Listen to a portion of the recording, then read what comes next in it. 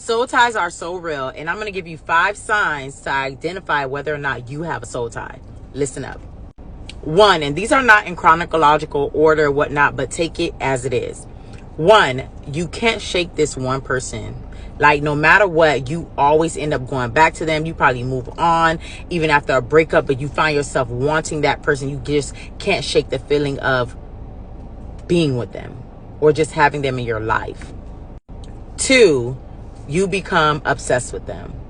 Like, no matter what, even if you do try to move on, you look for them in each and every person.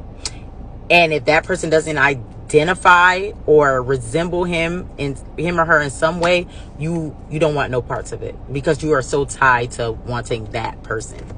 This 3rd one is a big one. Listen, because this happened to me.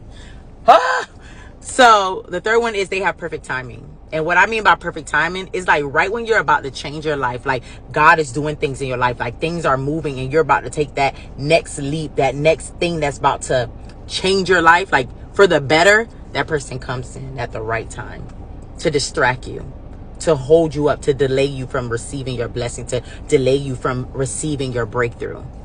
That's a big one. Number 4, you kind of depend on their validation. Like, you want their approval so bad. Even after the breakup or even after that person's no longer in your life, you make life decisions based off of what their opinions are of you. Like, say for instance, that person didn't like you with short hair. You go try this new look and you're like, that person wouldn't like this. Why is that person still on your mind? Yeah. And the last thing, I'm going to give y'all 2 things. 1, this is the extra tip. You think that person is the one for you. Like, there's nobody else.